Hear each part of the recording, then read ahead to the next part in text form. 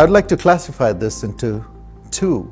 One, the business lending. The business lending has to follow the norms of the business and also follow the statutory norms. So one has to follow it and one has to abide by it. Pay to Caesar what belongs to Caesar. Pay to God what belongs to God. Number two, money lending on a personal basis. The scripture says in James 4:17 and Proverbs 3:27, when you have the power to do good, do good. If you do not do that good, you'll be committing sin. So when you have the money and the means to lend to someone, do it. In fact, everywhere it only says give. Of course, in one place it says you will not borrow, but you will lend. That's in Deuteronomy 28. But in the New Testament, the Lord always says give. He never says lend.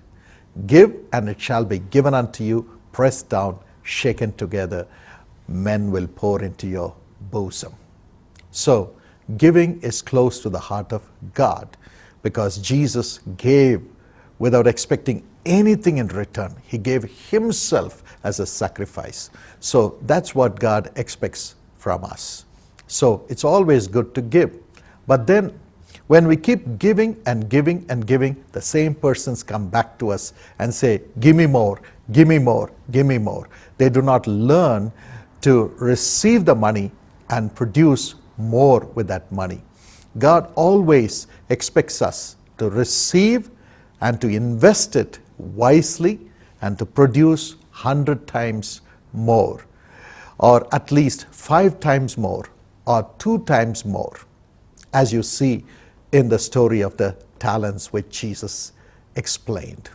So when one receives, God expects that person to not just pay the debts or live in luxury or get into more debt, but God expects that person to invest to produce more so that he or she can pay for his or her expenses and get out of debt and also repay that money to the person who gave that money so that that person can do more good.